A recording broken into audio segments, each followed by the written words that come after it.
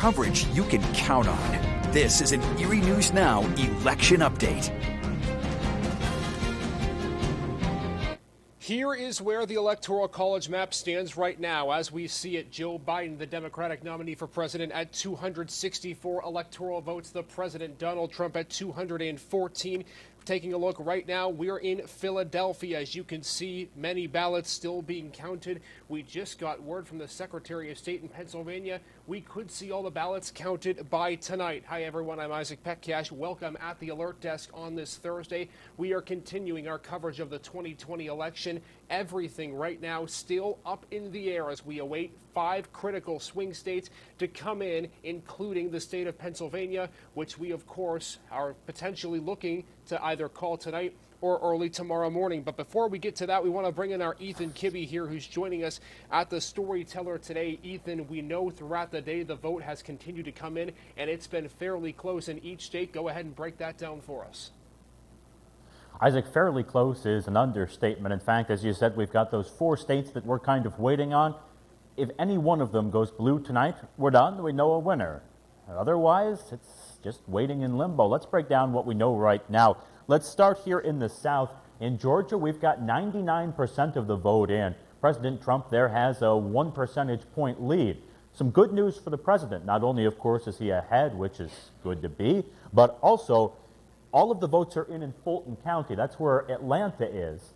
So that's your big urban center. All of the votes are in there. We are still waiting on mail-in ballots, but they may not all be for Joe Biden. They may not be as heavily for Joe Biden. That 1% that's left might be enough for the president to eke out a victory there. It's looking good for him right now. Certainly not great. Could go either way, but maybe red. Let's go to North Carolina. Kind of the same deal there. 94% of the vote in. The president with a 1% lead, but we're just waiting on that other 6%. Right now, the state is just barely red. We'll call it pink, right? But it is still red at the moment. The question is, will it be when those other 6% of the votes are counted? Only time will tell. Over here in Nevada, we have a mess. Not that there's anything wrong, it's just that it's badly delayed. We have about 76% of the vote in, and Joe Biden has a 1 percentage point lead, but we're still waiting on votes from Clark County. That's where Las Vegas is, so a lot of votes there. That could completely change this thing. If a lot of those come in for Joe Biden, it could solidify that blue tint that the state has right now.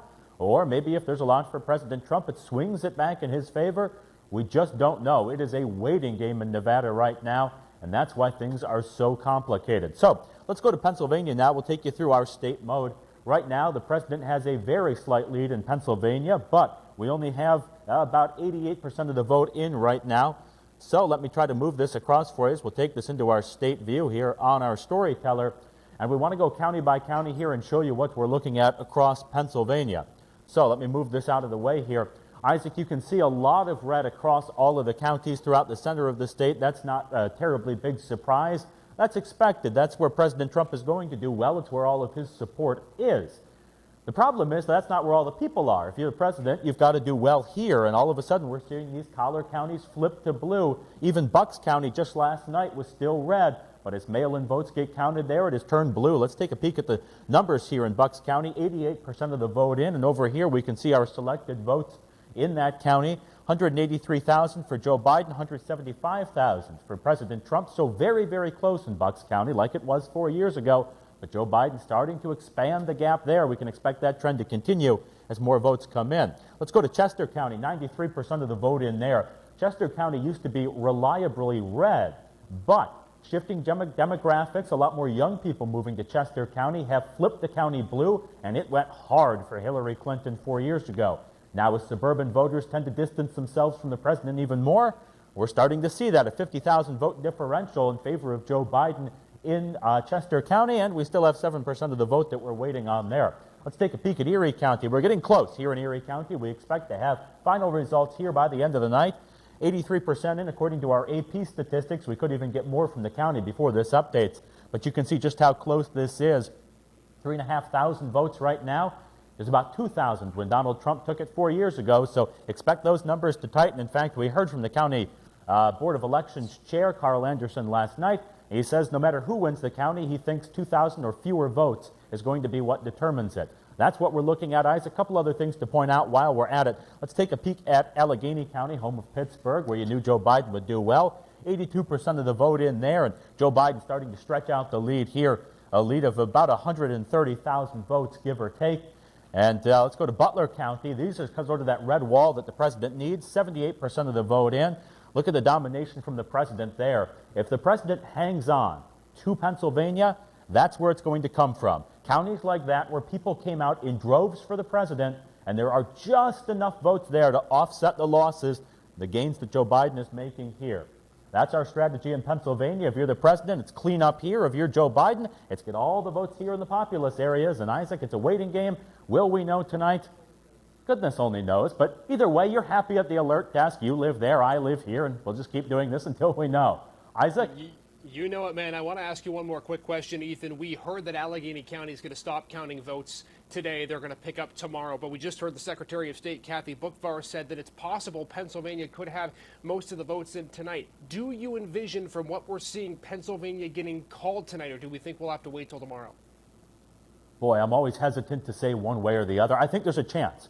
There's a very real chance that Pennsylvania could get called tonight. At one point, we were waiting for about 500,000 votes, some of which had been counted. They just hadn't been pushed to the state system yet. So it just depends. Are we going to have every single vote counted by the end of the night? Probably not. But would there be enough that you could say one candidate couldn't catch up? That's possible. Isaac, the truth is we don't know. What we do know is that if the president doesn't take Georgia, if he doesn't take North Carolina, if he doesn't take Pennsylvania, this whole thing's over. If he does take all of those, then we're waiting until at least the weekend to get results from Nevada. Whew, we've never seen anything like this, and I hope we never do again. But for right now, you just wait and watch. It is all up in the air, and Ethan, you'll be stationed there. I'll have my feet planted here. Let's go ahead and continue these results, shall we? Ethan, thanks for joining us. You bet. That's Ethan Kibbe at the Storyteller. He's going to be giving us the updates throughout the evening here as we continue on our election coverage. As you might have seen on Tuesday, we had a live stream all the way from noon to midnight on Election Day. We're going to be doing a hybrid model of that today. We'll be on the air with you until at least 8 p.m., bringing you the latest updates when it comes to the presidential race. And right now, as Ethan mentioned, before we bring in here our Electoral College expert, we want to give you the latest on all of these races here around the country. Let's go ahead and start with that right now. We start with the U.S. presidential race. Right now, Joe Biden, you can see in the national vote, he has a lead of about 4 million votes over President Donald Trump, 50 to 48%. Moving on here in the Electoral College, you see right now the AP, of course, like Ethan mentioned, the data we're going by, has the former vice president up 264 electoral votes to the president's 214. That means that Biden would only need one more state to be able to become the 46th president of the United States of America. Let's go ahead and take a look at that data in Pennsylvania, shall we? It is tight. Right now, you can see the AP with just over 100,000 vote lead for the president, with about 90% of the state reporting in Pennsylvania. In Erie County, as Ethan was showing, another close race. Just a 4,000 vote difference separating the president and the vice president right now. It's Trump who won this county back in 2016 by about 2,300 votes. Right now, it's looking along those lines as the president's still with the lead, but there's still some vote to be left counted in Erie County. Let's go ahead and move on to the other local races right now. You see, with 88% reporting, it's for the PA Attorney General, and incumbent Democrat Josh Shapiro has a 50 to 48% lead over Republican challenger Heather Heidelbaugh. Elsewhere in the Auditor General race, the Republican Timothy DeFore has the lead. He has 3,190,000 votes compared to 2.8 million votes for Nida Ahmad, the Democrat. As we move forward into the PA Treasury race, 88% reporting there. Another very close endeavor in the PA Treasury. It's Stacey Garrity, the Republican, with about a 3.1 million vote lead to 2.9 million for Joe Torsella in that race. We do have a couple of races we were able to call last night into early morning. That includes the House District 15 race. Republican incumbent Glenn Thompson will take the cake over Robert Williams, the Democratic challenger. We also have another race as well that we were able to call. Mike Kelly defeating Christy Ganibas. That was a race that we were keeping an eye on locally for the House District 16. Kelly will win another term in the House. He'll have 184,000 votes at the moment, 104,000 for Ganebus, with about 79% reporting. Moving on to the Senate, the State Senate District 21, Republican incumbent Scott Hutchinson will keep his seat to himself. He has 87,000 votes to just over 26,000 for the challenging Democrat Shelby Strohmeyer, so Hutchinson will win another term in the State Senate. As we reported earlier today, it's Dan Laughlin with the victory over Julie Slomski in the District 49 State Senate race. Laughlin has about 64,000 votes, 40,000 for Slomski, so the race has tightened up a bit with 81% reporting, but we can project that Dan Laughlin will be the winner when it comes and all the votes are counted. We do have an update in the State House District 3 race. You can see that 100% of the precincts are reporting between Ryan Bizzarro and Greg Hayes, but there are still some votes left out there in that race. You might have noticed on social media that Ryan Bizzarro, the incumbent Democrat, declared victory, although we are not projecting a winner yet in that race. Bizzarro, though, with about a 5,000 vote lead over Hayes in the race for the District 3 State House. Moving on, we move on to District 6 in the State House. Brad Rowe, the Republican incumbent, he was able to win fairly heavily over Matt Ferentz, the Democratic challenger, 18,000 votes to 7,000 for Brad Rowe. We continue along here. This is where we're looking at right now in the presidential race. These are the key swing states, or the states that have not been called. In the state of Alaska, this is really the one state we're expecting to go one way or the other. Right now, it's the president with a pretty sizable lead, 60% of the votes nearly in, and he has a lead in the race for those 3 electoral votes. Taking a look at Arizona right now, the Associated Press has called Arizona for Joe Biden. You can see right now the lead of about 68,000 votes with 91% of the vote in. So the Associated Press has called Arizona for Joe Biden. That is why we have the check mark next to it. We know some other networks have not. The AP has, and so therefore we have the check mark next to Arizona for Biden. Moving on to Georgia, this race is getting incredibly close. Take a look at this right now. As we see, it's Donald Trump with about a 13,000 vote lead over Joe Biden. This race has slithered down to a near razor-thin margin in the last couple of hours, and we do expect more vote to come in. As Ethan was mentioning, Fulton County, that's Atlanta. Most of the vote, if not all of the vote, is in Fulton County. So Joe Biden will have to pick up votes elsewhere to be able to convert that state of Georgia. If he was to win the state of Georgia, he would be the president if the AP does call that as we move forward here in the Electoral College map. Moving on to Nevada, as Ethan mentioned too, it's a mess, and he's not wrong. Joe Biden's lead is 12,000 votes in Nevada over Donald Trump. They did release some votes today. Joe Biden's lead went from about 7,000 votes to 12,000 as of about 1 o'clock this afternoon. But we do expect some more results to come in from Nevada. There's still a lot of vote left out there for the state of Nevada. Finally, in the swing state race, North Carolina, it really hasn't reported much as of right now. Donald Trump does maintain a lead of about, 80,000 votes as we see it right now. But there has not been many votes that have come in. And so we are still waiting several votes from several of those states just to see who exactly will be able to emerge victorious in this presidential race. And we have a special guest joining me back now. Of course, we had a chance to talk to him earlier. It's Dr. Terry Warburton from Edinburgh University. Terry, thanks for taking a couple of minutes here with us. We talked to you on Tuesday, and we were talking about the unknown, the uncertainty of this race. It seems like that's the prevailing theme right now, isn't it? Now, one of the few predictions that we could probably make with confidence in terms of the outcome of the race, that it's going to be uncertain. And even after the states are called, there's going to be a lot of uncertainty because there are already court challenges lining up. Some have been dismissed, but they'll probably be refiled again. And there will be, the issue will be what was counted and where these votes came from. I think both parties agree that every vote has to be counted, but then it's the question of what vote is a legitimate vote. What vote came from a legitimate voter? Where did they come from? With the if you will, the chain of custody. Were they compromised in one way or another? So it's to steal a line from was it Al Jolson? You have no idea who Al Jolson is. Could not tell you. and most of the people, if they're watching online, probably don't know either because But Al Jolson, a great entertainer back in the 1920s and 1930s, he used to say, "You ain't seen nothing yet," and that's pretty much it. That what we will make those calls and those check marks will be down there. But I think they should be done maybe in gray or in dotted lines, Sure. because even now they're going to be tentative. That the calls are going to be made based on various algorithms and checking at different counties and where the votes came from. But that's not a final vote by any means. And I think people have to keep that in mind. That in most cases it'll probably end up along those lines, but we're just not certain. We can't be assured yet. And that's what some, I know the White House is looking at it. They're saying they're confident. But how much of that is confidence and how much of that is spin? That's what you have to look at. Both sides are saying we like where we are and we're in good shape.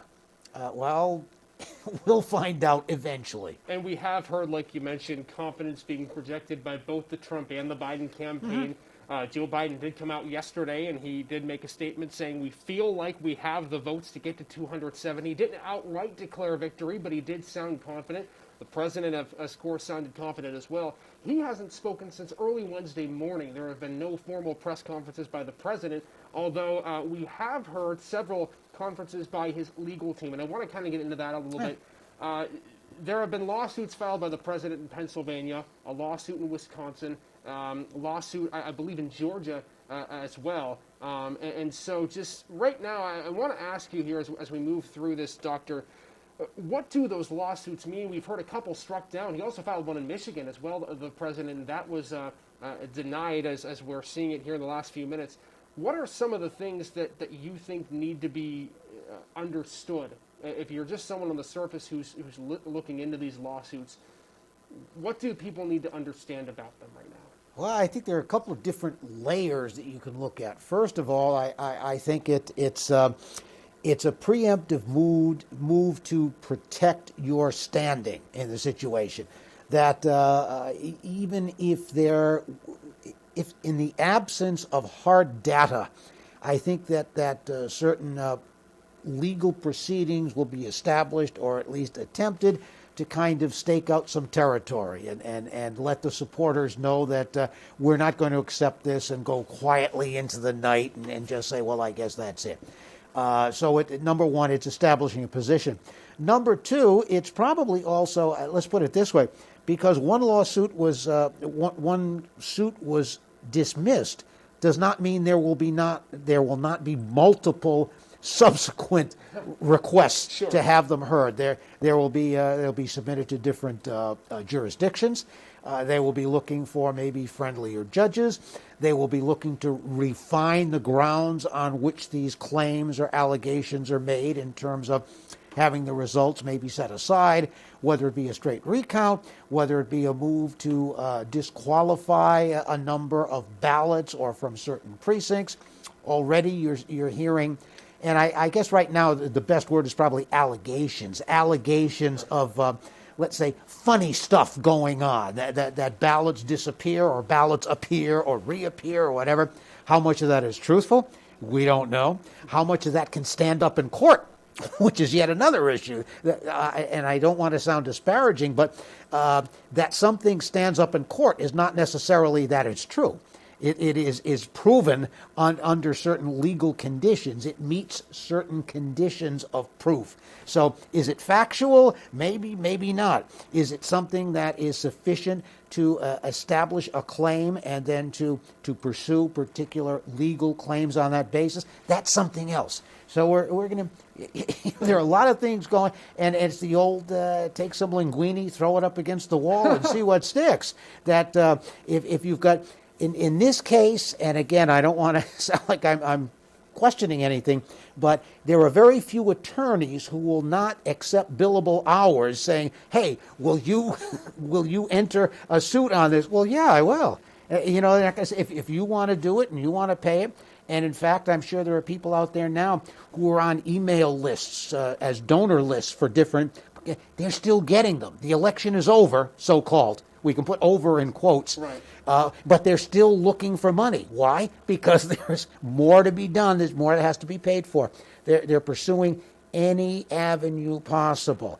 And if it's dismissing votes that may be questionable, and let's be honest, in some cases, whether they're not questionable, if they're votes you don't want counted, votes against you, then you want to try to get rid of them as best you can.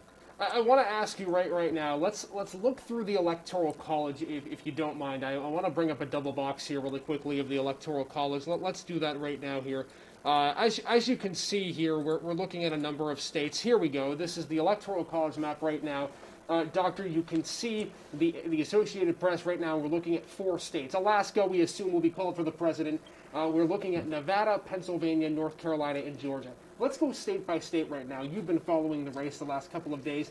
Let's go state by state what you know and what you're thinking might transpire over the next couple of hours or couple of days here. Let's start with Nevada out west. We've heard from several of the counties, including Clark County, which is in the Las Vegas area. That's starting to count votes in more now, but it seems like Nevada's progressing a little bit slowly. What would you update us with the state of Nevada and what you see? Well, it's kind of ironic because Nevada experienced technical problems on election day itself in terms of, and I was somewhat joking with someone else that if this was a casino where it happened, they'd have some guy with a toolbox out there on the floor about 12 seconds after they identified the problem, and the slot machines would be working. And so you say, well, Jay, here's a place that relies a great deal on technology and working properly and meeting certain standards, and yet here an election which only happens every couple of years, and maybe that's why they're not as constantly on top of it. Here's a state that you would think would be able to handle any glitch that would come their way in terms of technology, counting things and dealing with something like keeping tally of what's going on. You know, I don't think an adding machine or a computer ever broke down in the accounting suite of Bally's or something like that. Right. They're going to keep track of every dollar that comes in and where it goes. And to see that problem with the ballot count is kind of I guess surprising, if not paradoxical. Changing populations, that's part of one of the things that you look at, that we tend to talk a great deal about. For example, Pennsylvania. Why is Pennsylvania losing representatives every 10 years based on the census? Because the population is declining. Those people are going somewhere else. And as they move somewhere else, that state, in the Electoral College, the composition is different. That we've got some that are, because of its size, New York and California are still going to be the leaders in terms of the electoral vote. But you're seeing smaller or mid-range states. Pennsylvania, it's getting older. It's getting older because the younger people, for good or for bad, they're looking, maybe they don't like the weather, maybe they don't like the economic situation, but I'm going to North Carolina. I'm going to South Carolina. I'm going to Southern California. I'm going to Texas. They want to get somewhere else. Those states are growing. As they grow, there's greater diversity. The Texas today is not the Texas of Lyndon Johnson. Sure. The Texas of today, I mean, when Beto O'Rourke would be taken seriously as a candidate in Texas just a couple of years ago. Mm-hmm. Go back 10 years, that wouldn't be the case. Sure. Well, it's changed. Austin has changed, for example, with the University of Texas and the variety of people that bring in there. So you're looking at these states that aren't the same, even down south. The traditional South is not as traditional as it used to be. Georgia, Atlanta, very cosmopolitan city. You don't tend to perceive that. That's not Gone with the Wind, Atlanta. That is a modern cosmopolitan city that attracts people from all over the country, and as a result, it's not the same demographically, it's not the same politically. So I think that's why we're seeing some of these states in play where you would assume, well, gee, even 4 or 10 years ago, they're definitely going to be in this column. Well, they're not in that column because you've got a greater cross-section of people who are drawn there for a number of different reasons. And I think that's what we're seeing now being played out. And as we talked about the other day, you look at the middle of the country, that's just about all red. Right. You know, when you look at your electoral map, the middle's all red and the two extremes are pretty much all blue. And you've got a couple of spots here and there, and those are the states that are going to make the difference. And I think the closeness of the race parallels the closeness and the division of the country at large. Maybe not as pronounced or as extreme, but there are really two different sets of values that are being played out right now, as we talked about Tuesday, where if you go back to 20 or 40 years ago, presidential elections were based on degree more than anything else. Presidential elections now tend to be very different visions, not degree of division. Well, do we do it this way or do we do it that way? It's, no, we're going to do one thing or we're going to do something. It's not how we do it, it's what we're doing. Right. It's much more essential questions. Let me ask you now, let's go ahead and go towards some other states. So the first question is, do you anticipate Nevada being called tonight?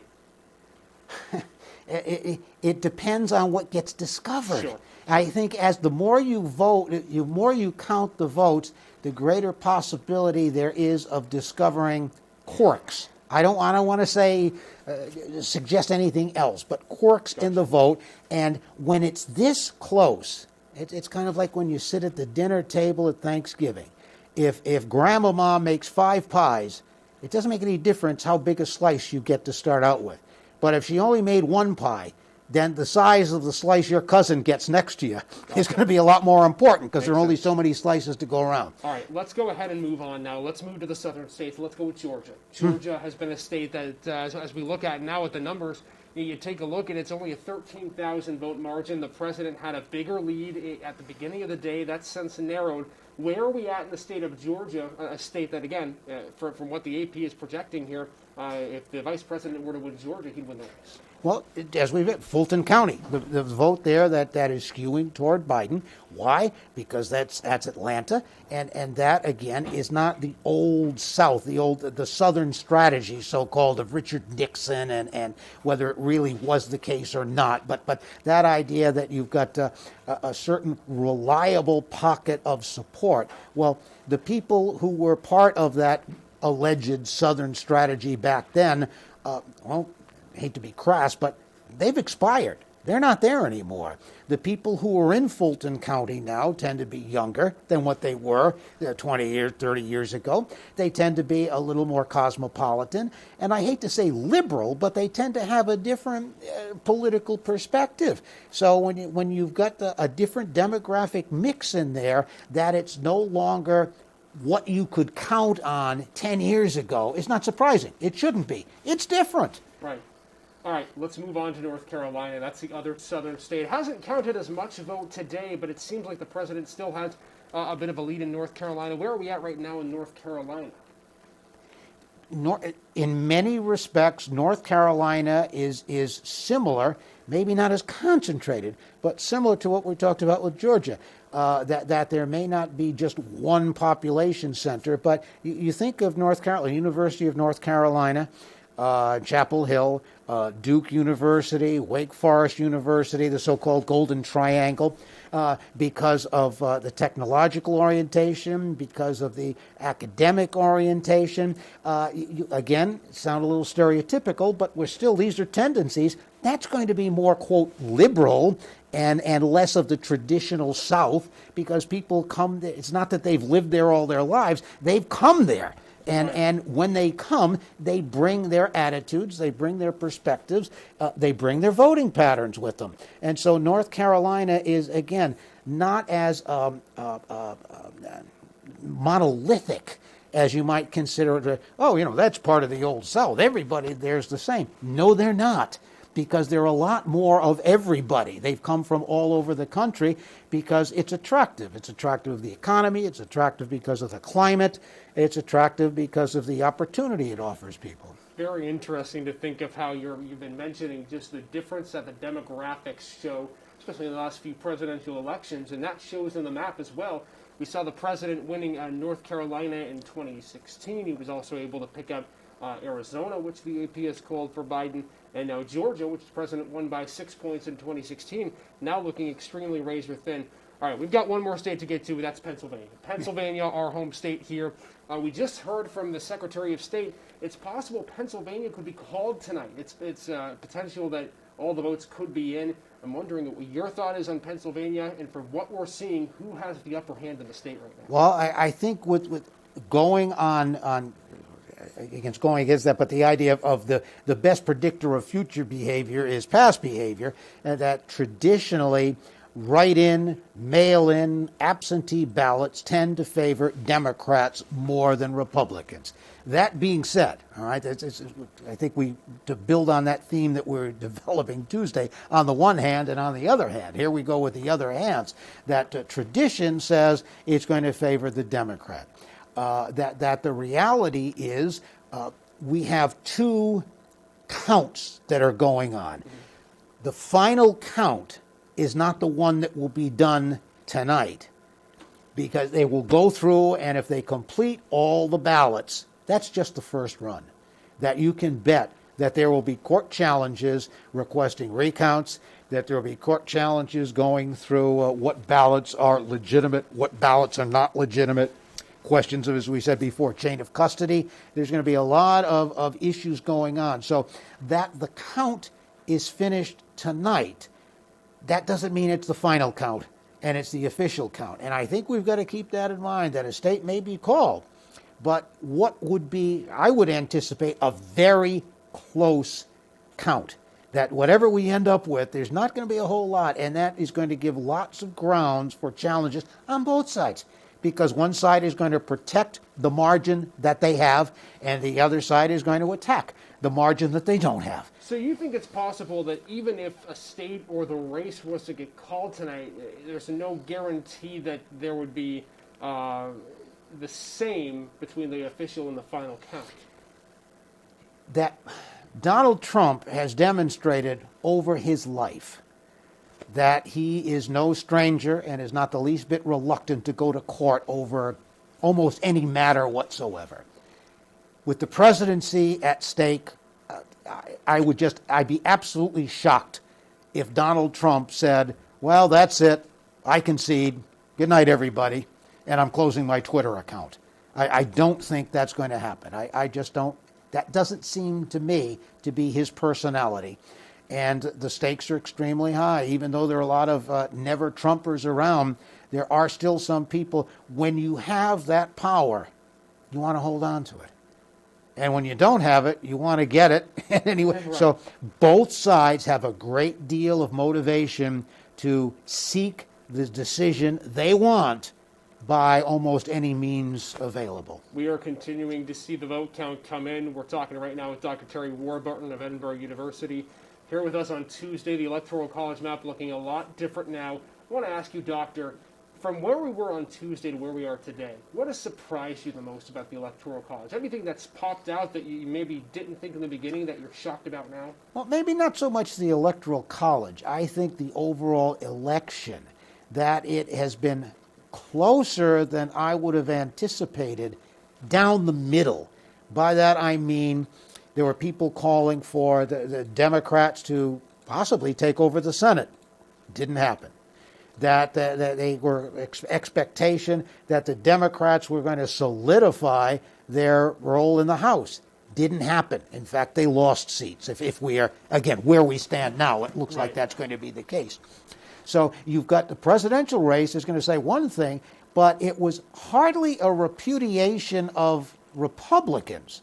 And in fact, there are a number of states, Michigan, for example, where Republican candidates for the House and the Senate won, even though the president lost the popular vote statewide. So it was not people who were talking about a so-called blue wave and this type of rejection and flushing out all these people who were not only Trump, but were supporters of Trump. That wasn't necessarily the case. That it seems like you've got a sense that the country, despite all the attention played to partisan extremes, that the right is farther right and the left is farther left, that the country may not be either one of them. The country may actually be pretty much in the middle. And that's what we're seeing because of the way, how close the Electoral College is right now. So much that way, and as I say, then you look at individual races, and oftentimes they're probably a better barometer rather than the national count, where you look at the House, and when you say, well, gee, the Democrats actually lost a few seats. And you look at the Senate, and you say, well, the Republicans held on to it. In fact, there's even some talk in Republican circles now, even before the vote is final, that, you know what, we made some advances in the House. We might be able to flip the House come the off turn. If Biden wins, and it's not unusual for the incumbent party in the off-year election to lose seats in the House, say, you know, we made some gains. Maybe we can make further gains, and maybe we can actually win the House. Why is that? I want to ask you really quickly, why is that? Why does the incumbent party tend to lose seats in the off year? Well, one of the biggest things is when you are running for office, you can make all the promises in the world you want to make. Once you're in office, do you deliver on those promises? Sure. And so you're talking about the intangible that you can talk about, for example, with Obama and hope and change. And you can talk about that as a candidate, but now you've got to deliver on that hope and change. And for some people, he did. For some people, it was less hope and the wrong kind of change. So now you've got something tangible. You can't promise, you've got to deliver. You can't deny things because there's a record. This has happened and that happened. So that's the challenge, I think. Now it goes from the proposed to the pragmatic. Have you actually done it? And if you have, has it worked out the way we thought it would? And so that I don't want to say Breyer's remorse, but you start to look at things and say, this track record isn't nearly as impressive or beneficial to me as I had anticipated it would be. Very interesting. Again, the changes, the effervescent changes of this presidential race, like you've been saying, and just how much things can sway in the blink of an eye. Speaking of sway, I want to really quickly get to the latest on the presidential races in the key swing states. So let's start right now with the popular vote. You see Joe Biden ahead right now by about 4 million votes overall, 72 million to 68 million. Let's go to the key swing states. We start in the state of Pennsylvania. As you can see right now, the president has the lead in in votes, but that lead has diminished. The president right now leads by about 102,000 votes, 88% reporting from what we are seeing on our board here. Moving on to Alaska, a state that also hasn't been called. We see the president doing well in that state, 118,000 votes to 63,000 votes for Joe Biden. In the state of Georgia, a state that continues to count votes and continues to get much more slim, you see the president ahead by just under 13,000 votes. We are about 98% reporting. You see 100% of precincts, about 98% of the vote is in that area. Moving on to the state of Nevada, the data, for the most part, the same. You see Joe Biden with that lead of 12,000 votes. We don't anticipate any more vote coming in Nevada tonight. We heard a couple of words from the Clark County Commissioner's office, that's near Las Vegas, saying that they won't count the votes or won't have the results until Saturday or Sunday potentially. So Nevada right now stays with a 12,000 vote lead for Joe Biden. In North Carolina, data stays the same. You see the president right now with a lead of about 80,000 votes, I should say. Again, we continue to await that result to come in. Going back to Pennsylvania, as we were talking, we just got new data. You see now the lead for the president, 103,000 votes. So he's gone up just a little bit, but that data continues to come in at a rapid pace, and we are going to continue to keep you up to date as we move along here on Erie News Now. Again, the Electoral College map on this Thursday stands as this. Joe Biden, 264 electoral votes. Donald Trump, 214. So Joe Biden, with this map, any state will do. Nevada, Pennsylvania, North Carolina, or Georgia, he can win the race by winning any of those. The president must win Pennsylvania, he must win North Carolina, Georgia, and Nevada with this map to be able to become president for a second term. Back now with Dr. Terry Warburton of Edinburgh University. Terry, this race has gone on for a couple of days now, and a lot of the concern that people are having, a lot of the things we've been hearing from people, whether it's in this area or other areas, is why is it taking so long to count the votes? Why are we waiting and waiting and waiting and waiting? And I think people are a little getting a little unrest, if you will, waiting for this vote to come in. Is it expected that the vote would take this long to come in? And if so, why is that the case? We have a tendency, people in general, to pay attention to what we want to hear more than what's actually said. Right. And I think while many people talked about there's going to be a long count, it's going to take a while to go through this, a lot of people didn't pay as much attention to it, I think, as they probably should have. And then we have our nature is such, we want quick answers. Not only do we want answers, but we want them quick. And given the current environment, the societal environment, if you want to talk, everything is predicated on speed. You know, if somebody sends you a text message and you don't respond in a couple of minutes, then what's wrong? You know, you say, well, I'm doing something. You know, maybe this isn't the most important thing in my life right now. And give me another 30 seconds, will you? And in fact, I've received phone calls from people who said, "Didn't you get my email?" And I said, "Well, yeah, but I'm going to think before I respond to it or something." So we have become, everything has become so accelerated that we want it now, or if possible, sooner than now. And I think even though lots of people said it's going to take time, because it's an involved process, that the count could not start in some places until Election Day. Right. Even though we got things in and they were secure, we couldn't start counting them 5 days ahead of time. We had to wait until... Now, I'm not arguing that it shouldn't have been done that way, but the point being, it's going to take time. The more human hands get on things, it's going to take longer to process. And in the same respect, and that's why I'm saying this now, we're going to have court challenges. It's going to take longer than what people are uncomfortable with already, like it or not. And the idea of court challenges probably broke through in 2000 when the Gore campaign made the challenges in Florida. Whether it was warranted or not, that's not for me to say, but that's what it was. Now it's become much more of a norm. Where in 1960, as we said before, when there was evidence of questionable behavior in Illinois and the vote count that gave Kennedy the victory, Nixon said, "We don't need to go to court. Forget it. You know, we'll concede," and he won. And nowadays it's just the opposite. You know, get the attorneys. Sure. Let's lawyer up, and we're going into court. If we can't win in the ballot box, let's see if we can win in the court. And so it's going to take longer. But all at the same time, even though we hear it, we kind of dismiss that. And our preference is, well, yeah, I know you told me that, but why not this way? All right, let me ask you, let's say that there is a court case that is taken up and whatnot. This electoral college so close, let's say the president, the former vice president, takes up a lawsuit with one of the states. Take us through, first of all, the process and how long it would take for that court case to get settled.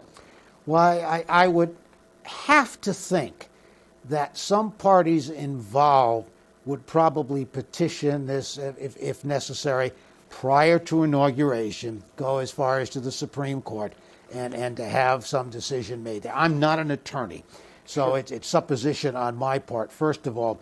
But I don't think anyone would say, well, let's just let the wheels of justice turn as slowly as they need to turn. I think people are going to say, we need a decision by a particular time. And the Constitution says, you know, the inauguration is here. We've got to make a decision. Who gets inaugurated? And does it get thrown into the House of Representatives? Does it get thrown to the Supreme Court? That's a legal issue, a question that I really don't feel all that comfortable talking about. It's supposition much the same as anybody else. But I don't think it's going to drag out too much longer, in the sense that the transitional process is so involved and intricate these days because of the bureaucracies involved and the hiring people and the replacing of people and getting a transition team in there, who's going to be nominated for this position and who's going to fill in this civil service post or whatever it might be. It's not like you're not moving into a hotel resort. You know, pack your bags and walk in and your room's ready. Sure. It doesn't work that way in the White House. It certainly doesn't work that way in the Capitol. So there will have to be decisions made well in advance of the inauguration. It'll be interesting to see, Terry. We want to get a quick update here, and this is from NBC News. We're learning that about 47,000 ballots are left to be counted in Georgia. So the lead for the president, 13,000 votes, just under that. 47,000 ballots left to go. You see some of them in Chatham County, which is where Savannah is located. NBC News reporting the process is moving fairly slowly in Chatham County. So again, right now we're watching to see whether the state of Georgia could possibly be called. We're also looking at Pennsylvania as well, and we're bringing you numbers as they see fit. Do want to quickly, though, go to an update from the Erie County Board of Elections. Our Paul Wagner just got done speaking with Carl Anderson, part of the Erie County Board of Elections, to see where the vote count is going on and how it's being done in Erie. We were waiting for some more votes to come in, and it seems like there is some progress. Let's go to Paul Wagner and Carl Anderson. How is the process going today? We feel the process all along has gone exactly as we had set out, exactly as we planned. In fact, we're probably a day ahead of schedule. So we feel really good about where Erie County is at, and just very proud of all of the election staff that work for us and the people in the community that have stepped forward to become our pre-canvassing and canvassing committee, dedicated to Erie County, dedicated to the community, and we just really appreciate the work that they've undertaken for us. Your goal is to get all this mail-in ballot work done by tonight. Optimistic, pessimistic? How do you feel? Yeah, very optimistic, that we'll get it done. We're this morning reported roughly about 4,500 votes. If that trend continues this afternoon in the last count, that should pretty much put us where we need to be. What will have to be done tomorrow? Tomorrow, we have to start reporting to the state. Provisional ballots begin being counted and processed after 9 a.m., put into the SURE system.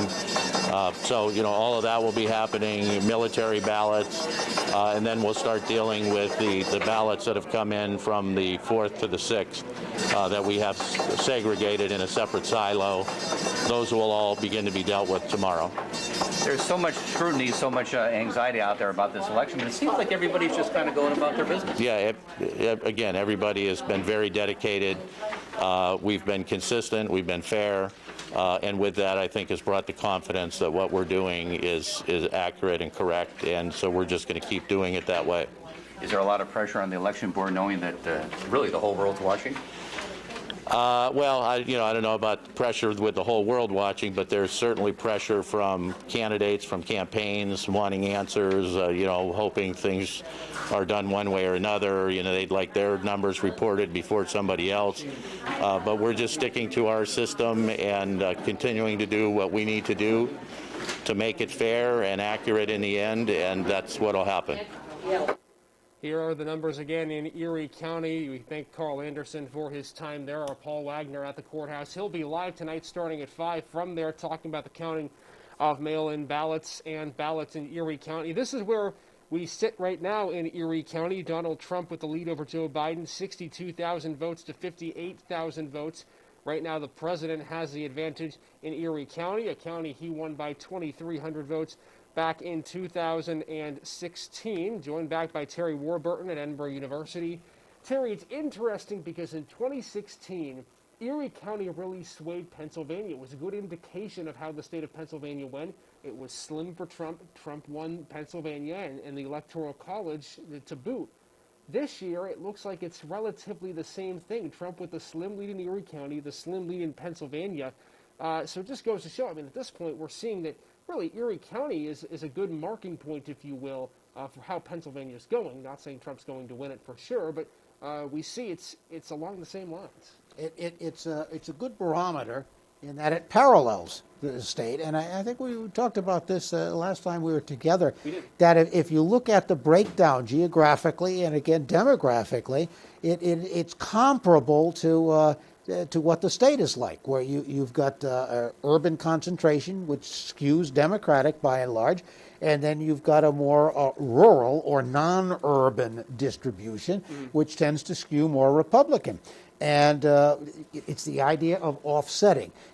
Where do you get the bulk of your votes? Is the margin for one, for example, the urban margin, large enough to offset the rural margin, or vice versa?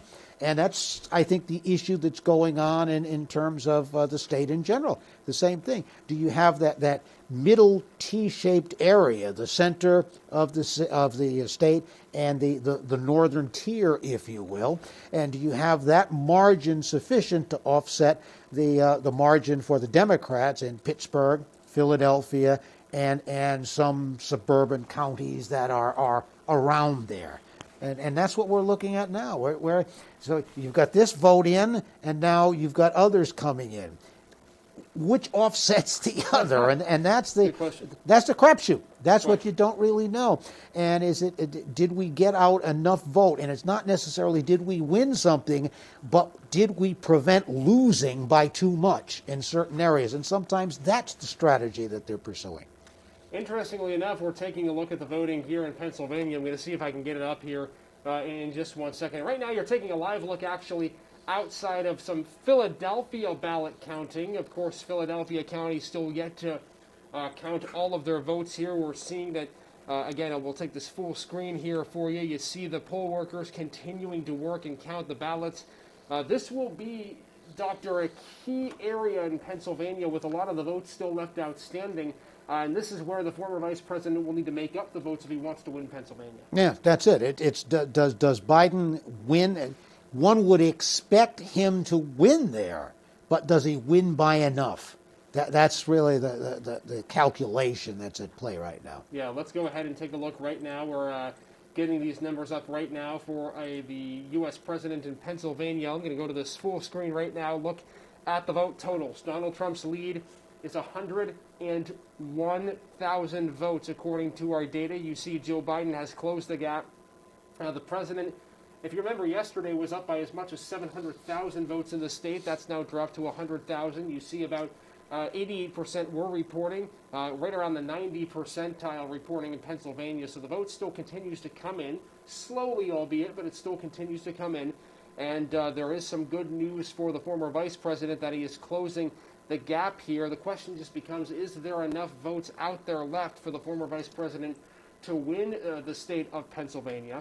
And, of course, as we continue our coverage here, this is a live stream. This is wall-to-wall coverage. We plan on being here with you for the next few hours at least to see if there are any states that are called, any election updates that we give you. Of course, this is a fluid election. Breaking information comes at a moment's notice, so we'll let you know as soon as we know here. Doctor, I want to ask you, are you surprised by the high turnout of this election? This is on pace to be a record-setting election in terms of the number of voters. In your mind, are you surprised? The enthusiasm, I think, whether it was predicated on people wanting to get their candidate in or perhaps wanting to keep the other candidate out, the point being there was a high level of motivation to get to the polls. And actually that ties in with at least some, again, I don't want to say reports, but some allegations where the turnout has been not just increasingly higher than what it was, but almost at unheard of levels. And does that then question the actual votes that were counted, where you say, well, instead of the typical 60%, last time it was up to 70%, and now it's almost 90%. Well, wait a minute, that might strain credulity, if you will, and say, well, that many people turned out, or maybe there were that many votes cast, but that doesn't necessarily mean that those many people turned out. Those are going to be some of the issues that are going to be heard in court. That's exactly it. You're going to go on that and say, well, is that realistic to expect that type of turnout, even though the motivation was high? Where else has it almost a perfect turnout? That just doesn't happen in some places. It did in at least, again, according to some allegations that you're seeing online. And you have to take that with a grain of salt, because both sides are positioning themselves for what's to come later on. It's not just what, as you say, these results will be in by midnight. That's great. But the final results may not be in for a week or several weeks. How long did it take in Florida in 2000?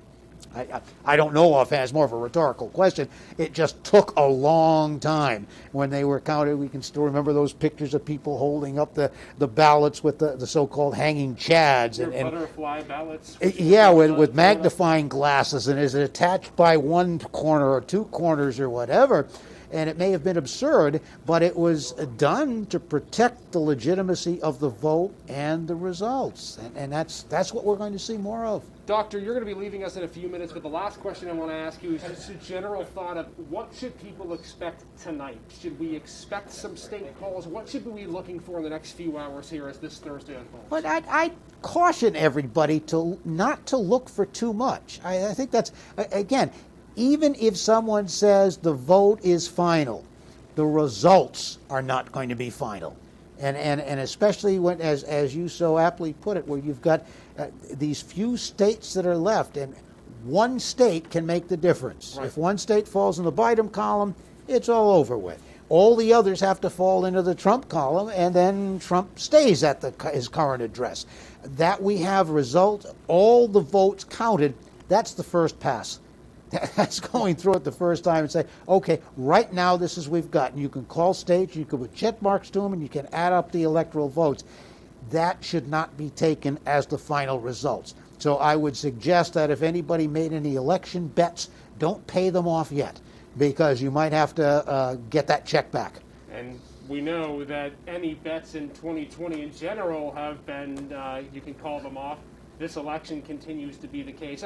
Doctor, we want to thank you for being on again, for taking some time. We know how up in the air this election has been, so let's continue to watch it and see what happens. You bet. Maybe a call tonight, maybe not, but we'll take a look. And hopefully you can make it through another shift, Isaac. We'll do our best. We're grounded at this point. I feel the super glue on my feet, but If you pull the mask up, people won't notice that the eyes are kind of closing. Hey, no worries. We appreciate it, Doctor. That's Dr. Terry Warburton from Edinburgh University. Doctor, we appreciate it. Dad, good seeing you again. We're going to let him go, and we're going to update you right now on the races here in Pennsylvania and around the country. We start with the popular vote here on this Thursday, and it is at the moment Donald Trump and Joe Biden. You see the former vice president leading in the popular vote right now, 72 million votes to just under 69 million votes for Donald Trump. Moving along now to the Electoral College, it stays consistent. This is where it was to begin the day. This is where it is right now. It's 264 for the former vice president, 214 for President Donald Trump, as we see it at the moment.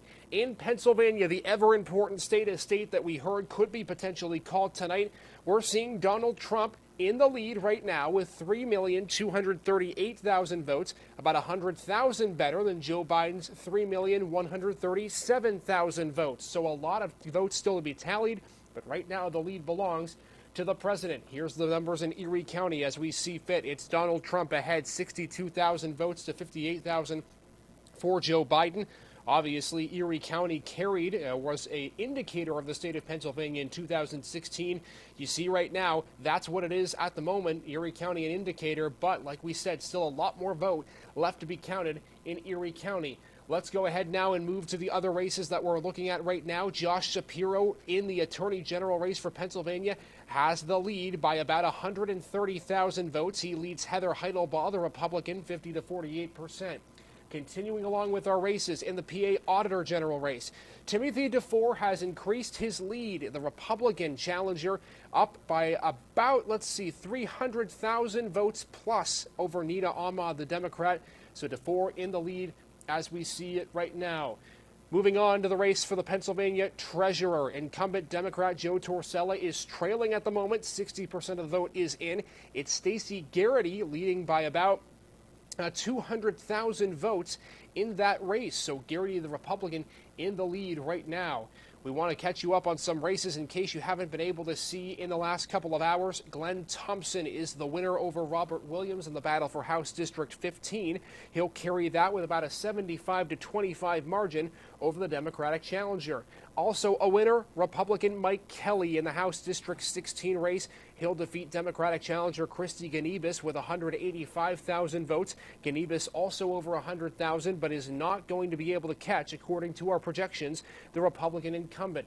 Let's move on, shall we? Scott Hutchinson, he earns another term for the Republican Senate.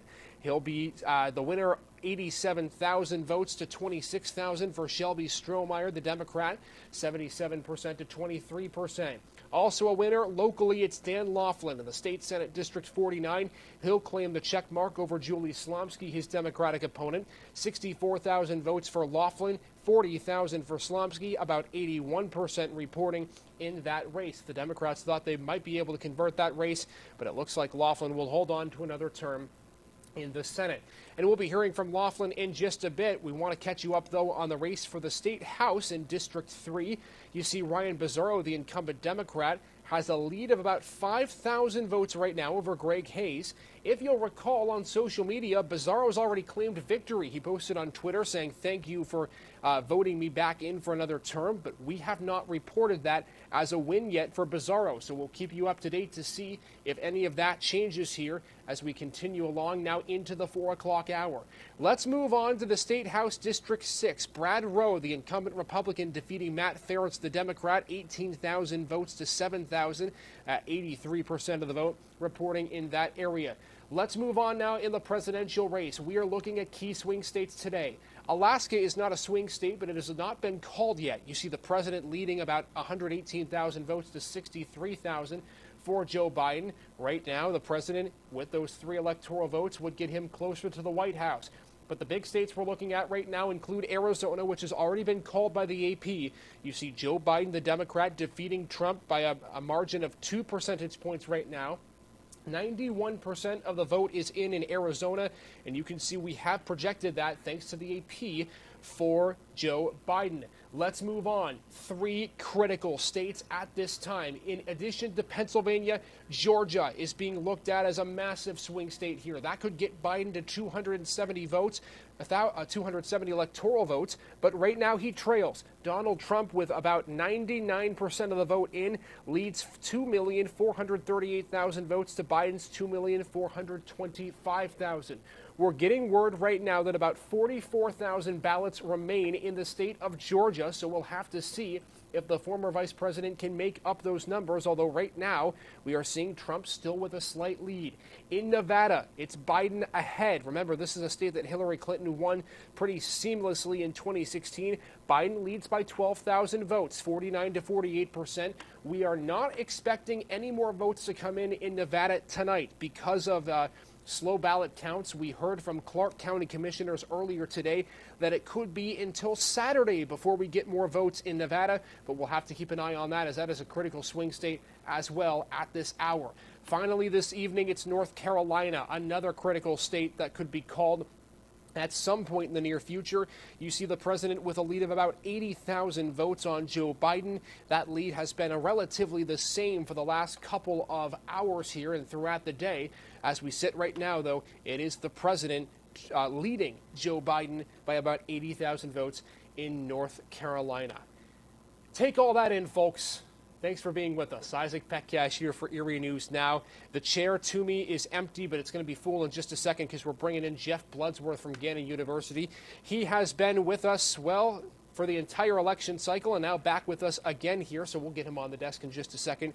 But right now we want to take a look at Philadelphia. This is where the ballots are being counted right now in the critical swing state of Pennsylvania. You can see as we take a look at it now, right at the moment, it is really the battleground area because Joe Biden needs to make up about 106,000 electoral votes to be declared the victor in Pennsylvania. That would get him to 270 electoral votes. So right now, a lot riding on the state of Pennsylvania along with the other swing states. We are going to bring in Jeff Bloodsworth in just a second, but before we do, we have had a chance late last night and early this morning to catch up with members of both the Democrat and Republican Party to hear where they feel the race is going right now. We're going to start with Democratic Chairman Jim Wirtz of Erie County. Our Elspeth Meisner caught up with him last night. He had this to say on the current presidential race as well as the local races in our area. You know, it's been a different election cycle, and we watched those in-person results come in last night, and would have liked to see slimmer margins on those, but we knew there were a lot of mail ballots in the tank, and there were a lot of Democratic mail ballots in the tank, and those numbers are starting to come out, and it looks pretty good for Democrats here in Erie County, up and down the ballot. Perfect. Now, obviously, we're still waiting on a lot of those mail-in ballots, but from what we've been seeing, some of the races look really, really close, especially for some of those local races. Your thoughts on them so far? Well, look, I think after the mail ballots are counted, the margins on the Slomski race are going to be much more narrow. I think the Bizarro race is going to be totally fine and as expected. It's going to break down about 60-40 along party lines, and I think that we can be pretty happy with Democratic results here in Erie County. At the end of the day, it looks like we will probably have Democratic victories in every single race except for that state Senate seat. So while we would have liked to have them all, the power of incumbency is a really difficult thing to overcome sometimes, and I think that's part of what happened in that 49th district seat. Absolutely. Talk to me where you think we go from here. Obviously, we've some data, taking all the results and everything, but now, the battle starts again for that next election. Sure. Your message on where we can go from here? Sure. Well, I think we're going to continue to party build throughout Erie County and try to communicate with folks who maybe weren't necessarily with us this time, but see if we can bring them back in the fold. And next year, the municipal elections are perhaps even more important than some of the races we were looking at this year. So I think when we think about 2021, there's some really important things happening there, and so we're going to work to make sure that we support our candidates in every way possible and have a successful municipal year as well. In your thoughts, what are some things that worked well for this past election cycle, and what things could we do better when it comes to campaigning, getting our message out for the next campaign? Well, listen, we left nothing on the table this cycle, and we reached out to constituents throughout Erie County. Those field offices that we had in Northeast and Union City and Mill Creek Township, I think, were really effective for us in terms of being able to reach people in those communities and allow them to interact with the party and show their support for Joe Biden and our other candidates on the ballot. And tell me, in one word or one phrase, your thoughts right now about where we're standing with a lot of the polls. And that was Jim Wirtz, the chair of the Erie County Democratic Party. You see, Jeff Bloodsworth is joining me now. We're going to get to him in just a second, but we do also want to hear from Dan Laughlin, who won that state Senate race over Julie Slomski. Our Elspeth Meisner was busy last night. She also had a chance to talk to him as well. Here's what Dan Laughlin had to say. Your first thoughts after a very long election process, a long campaigning process, and here we're the day after the election. Your main thoughts? Well, sure, Elspeth. This has been a long, grueling campaign for both sides, and I know that I'm glad that it's behind us now. And we can. Now that the campaign is over and it's been decided who's going to be senator, I can look forward now to 4 years of trying to do, my best to represent this county. I know one thing that a lot of people like about you is because you're so relatable. You're like the average, father, average husband, average, worker and everything. Why are so many people drawn to that, and why is that so important for people to trust you with this job? Well, I will say this. I've spent my life working in the construction industry, and before that I was a union steel worker. And I think that I truly represent the blue-collar people in this county, and I think that resonates with them. And, I know a lot of other senators, they're good people, but they didn't come from this background. So I bring a perspective to the Senate that I think was much needed. I know earlier today I was speaking with Jim Wirtz of the Democratic Party and just hearing his thoughts for the election and everything, and he was still very optimistic about some of the races, local races, as well as some of the larger races. Right. Your thoughts on it based on the polls that you've been seeing so far? Well, I think one of the local races that is very tight right now that I'm a little surprised about is the Bizarro Hayes race. We'll see where that shakes out. I want to know, everybody that's watching this newscast, that I think we should count every single vote, and I know that Doug Smith is going to do that. And I'm looking forward to seeing the actual final results. I mean, my race was a wide enough span that we were able to call it today, but we still want every vote counted. And any message you have to say, I know you put out a statement earlier, but a message you have to say to your supporters, the people who worked the long campaigns, but even the people who casted their votes for you? Well, first off, I'd like to thank everybody that voted, whether they voted for me or not. That's part of the process, trying to win the support of people and get them to vote for you. That's obviously what the campaign season is about, if you will. But we had a good team of volunteers. We had some paid staff. some grassroots folks. And, I think that overall our message obviously resonated a little bit better with the voters than the other side did. Tell me your plan for the your next term here in office. Things you want to see, things you want to get accomplished, and things you want to bring to the table as we get into a new election. Well, sure. Obviously, economic development was a big thing on my list to do after we dealt with the Erie School District issues. I'm gonna continue that. I think that's one of the things that is most needed in Erie County. We lost a lot of manufacturing jobs back in the about 20 years ago when NAFTA went through, and I'm starting to see a resurgence with the opportunity zones that we were able to get, and that's going to be one of the focus that I'm going to focus on rather, and also the Paid Family Care Act. We didn't get that done this year, but I think that's very important, and the pandemic really highlighted why we need that.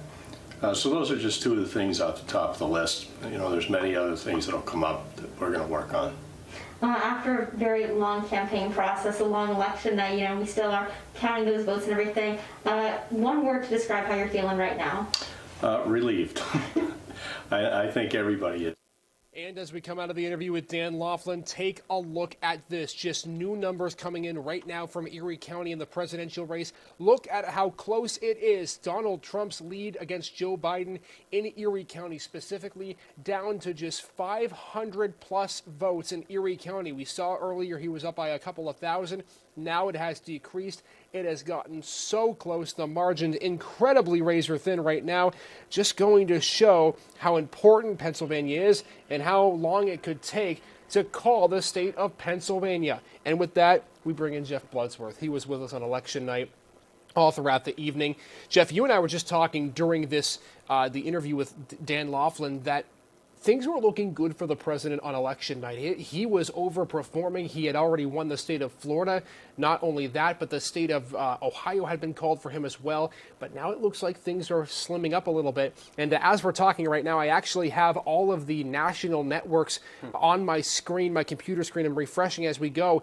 Every network right now is talking about Erie County specifically. We knew that in 2016, Erie County was really the way Pennsylvania went. It was close Trump in Erie, close Trump in Pennsylvania. Now we're seeing it a lot smaller in that margin. Jeff, let's just break down Pennsylvania first. Where do you things stand? What are you thinking might happen? And just give us an idea of what people should be looking for here right now. Well, there's 8% of the vote statewide that's still out.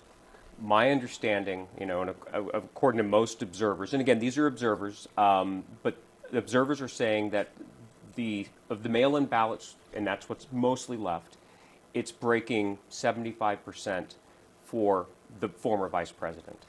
And the math is the math. 8% of the vote in a big state is a lot of votes that are out there. If that is the trend, and that trend continues, and it has continued since they started counting the mail-in ballots, right? The former vice president is in a very strong position. And as you mentioned, you can see right now, this is the results in Pennsylvania at the moment. You see the lead for Donald Trump has dropped under 100,000. It's now at about 98,000, just under that 97,000 votes right now for the president in Pennsylvania. Let's go ahead and take a look right now at the Electoral College map with Jeff here. You see at the moment it's Donald Trump and Joe Biden. Biden with the lead. 264 electoral votes. The AP, like we said, has called Arizona, so that would mean Joe Biden would need just one more state to win the election. We did this with Dr. Warburton. Jeff, I want to do this with you too. Let's break down state by state what you're seeing in the last couple of days and what we know right now. We'll go ahead and start. Let's start. We talked about Pennsylvania. Let's go first to North Carolina. That seems to be the most stable, if you will, of the swing states. Trump seems to have a pretty good lead there. Yeah, at this point, I think yesterday there was 5% of the vote out, and Biden might have had a path. That North Carolina seems to be as safe as any of these states can be. If I were the president, I would feel the best about North Carolina. The former vice president would really have to vastly overperform. There would have to be some overwhelming numbers in what is not counted for North Carolina to flip. I mean, and look at the Senate race. I mean, the Senate race has gone for the Republican. It's difficult to imagine that there's enough sort of, kind of Biden, Tom Tillis, the Republican Senate candidate, to bring North Carolina to the vice president. It's been a crazy election, but I look at North Carolina and I think that's a strong lean for the president. Moving now on, we go to Georgia. Georgia, my goodness, you're laughing because this state has been razor thin all day. Right now, it's just under 13,000 vote lead for Trump. You told me you think Georgia's going to a recount no matter what, but who do we think right now, from what you're seeing, who has the edge in Georgia? The interesting thing is the vice president's campaign team has, according to most kind of political journalists, have been sort of like straight with the political journalists. They've been saying the entire time and that the polls are not right, that their internals are showing a very tight race. And if we continue to listen to the vice president's campaign staff, they're not saying it's a toss-up, right? I mean, they're saying they think they're going to take the state of Georgia. Now, look, it's going to be so incredibly close. Now, there isn't a state law in Georgia that mandates recounts, but surely, the campaign that ends on the losing end is going to demand a recount because it's going to be by 1/10 or 2/10 of a percent. Right. The math looks tough for Biden in Georgia, but it's so close, and he's made up nearly 300,000 votes since Tuesday night. The mail-in ballots that are there are trending heavily towards the former vice president. That's a toss-up in my mind. Who knows? That's not a lean President Trump. That's let's do a recount. Because I can't imagine that's not where Georgia is heading. It's amazing how many votes the vice president has been able to make up in the last few hours. And again, like we said, if you went to bed Tuesday night at about 1 or 2 o'clock, you would have thought it was the president's election to win. And again, things have changed. No, you would have gone to bed. You would have thought this was 1948, and Harry Truman had defeated Tom Dewey. Right. and the president would have held up a sign, Biden defeats Trump, as the iconic newspaper. That's what you would have thunk.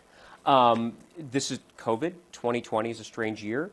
The way that we're doing mail-in ballots has just kind of turned how we count the votes into a topsy-turvy way.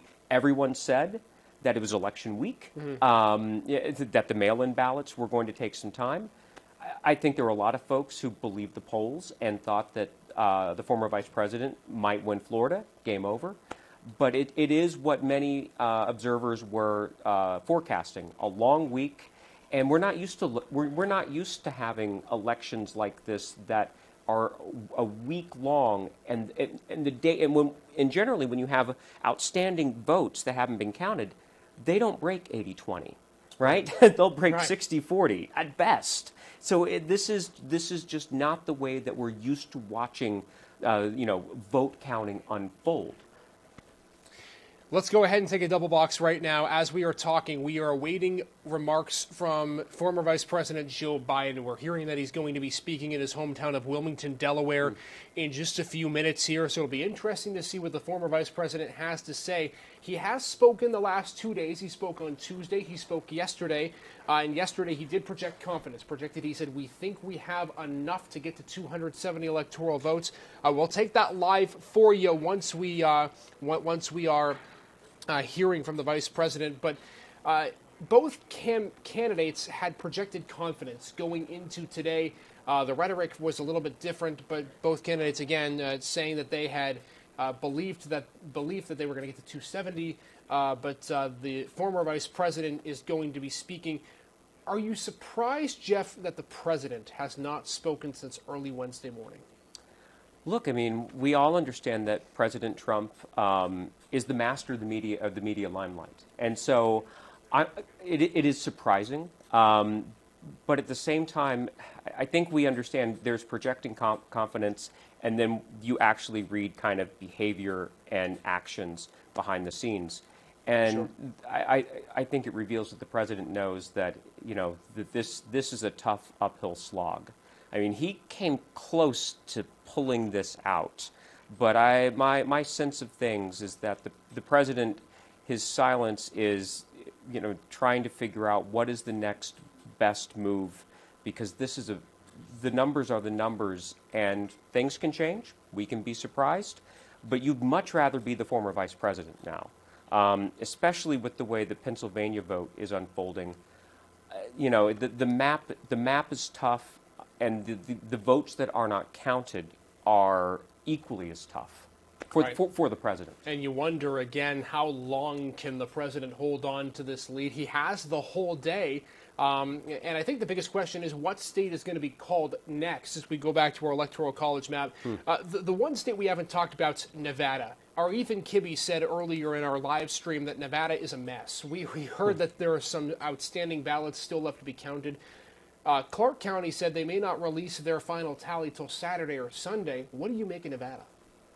Well, it sounds like a mess. I don't understand the kind of the inner workings of the Secretary of State's office or the County of Elections in Clark County.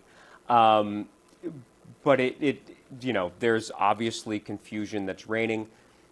If I were the former vice president, it's Clark County. It's Las Vegas. Right. This is a Democratic stronghold. If you're the president, you're not holding out hope. I mean, when it's an 8,000 point lead in Nevada, an 8,000 person vote lead in Nevada, that's very narrow. But if you're Clark County, that's hard to imagine that you're going to be able to make up that lead in Clark County. It's frustrating that the vote won't come into Saturday, but what we want the vote to be counted. And very close elections, I mean, in elections that aren't close, we never notice this sort of stuff. Right? Close elections, right, this is when we notice, everyone just take a breath. It's frustrating to watch because we want kind of finality. If it's Saturday, and I just then it's Saturday. Yep, and we do see Joe Biden at the podium right now. Let's take him right now. And the economic crisis. Again, the severity of this pandemic. Cases are on the rise nationwide, and we're nearing 240,000 deaths due to COVID. And our hearts go out to each and every family that has lost a loved one to this terrible disease. In America, the vote is sacred. It's how people of this nation express their will. And it is the will of the voters, no one, not anything else, that chooses the President of the United States of America. So, each ballot must be counted. And that's what we're going to see going through now. And that's how it should be. Democracy is sometimes messy. It sometimes requires a little patience as well.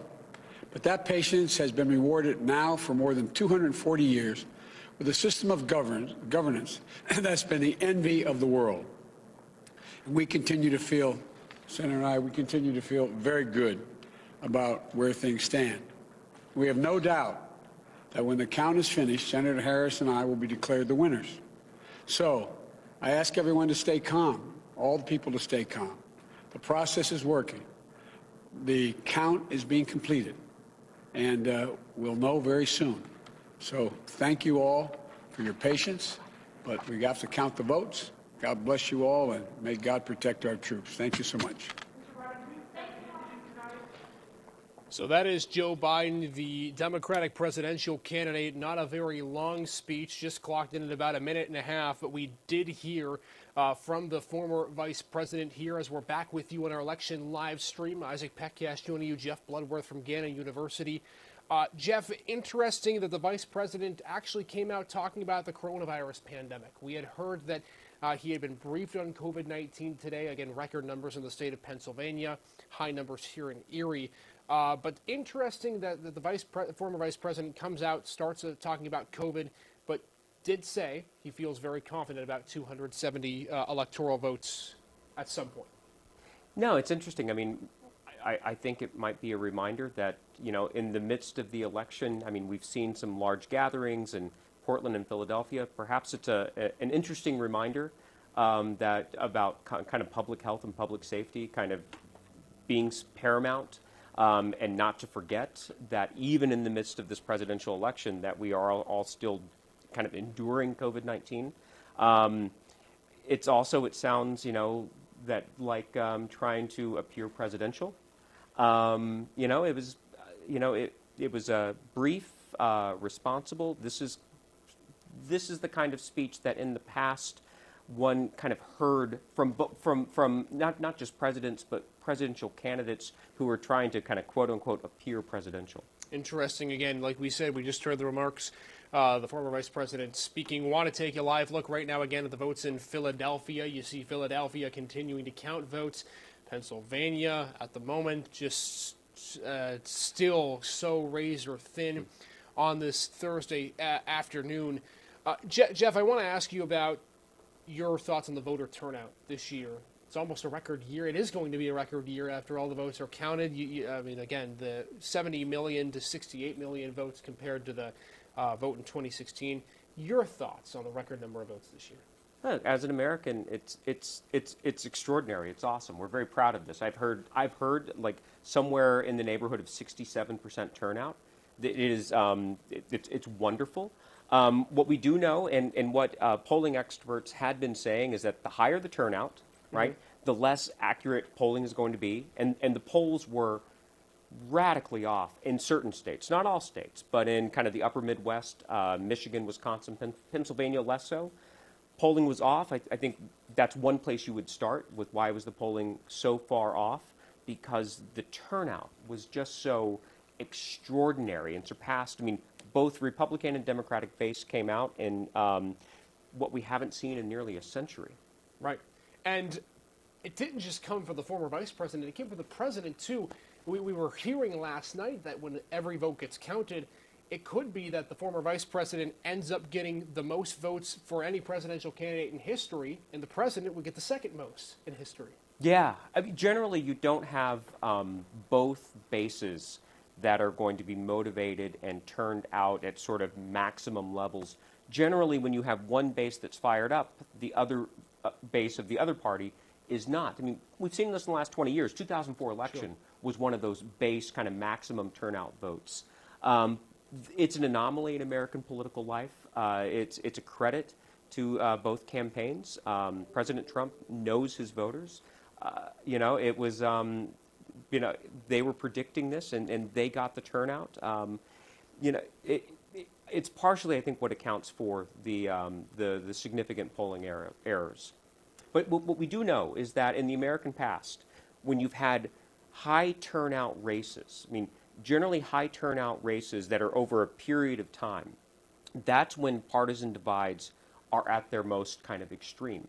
And what we've been living through in the last 50 to 75 years, there are partisan differences between Republicans and Democrats. But voter turnout had returned to like above 50%, somewhere between 50 and 60%. And that was actually a marker of the partisan divide being less profound than it had been in the past. And what we're seeing is the turnout is higher because the partisan divide is higher. So you think it's possible that the higher level of vote count means that we are a more divided country? Yes. In the late 19th century, voter turnout was 80%. I'm teaching a class on history of presidential elections. In the latter half of the 19th century, you would literally have in some Midwestern states, you would have turnout that was above 95%. Wow. Now, again, it's only white men who could vote. And, it's a smaller pool of voters. But people believed in those elections that the stakes were that stark. Look, it's great to have this kind of rambunctious democracy, but the double-edged sword of it is when you have that kind of high turnout, it's when the partisan divide is sharpest. It's a robust democracy for good, and there is a dark side to that as well.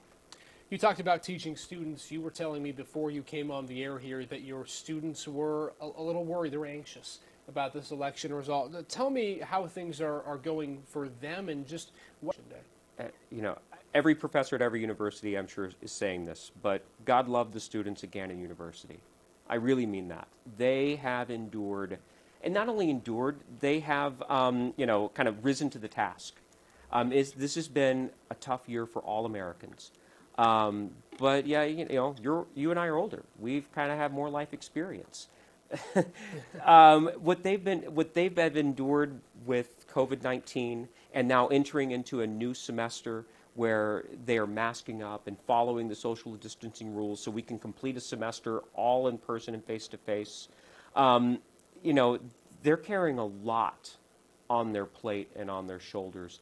And then you add not only a hyperpartisan presidential race, but a hyperpartisan presidential race in which, like, it's taking nearly, you know, we're closing in. Like, thin and taking a long time. Yeah.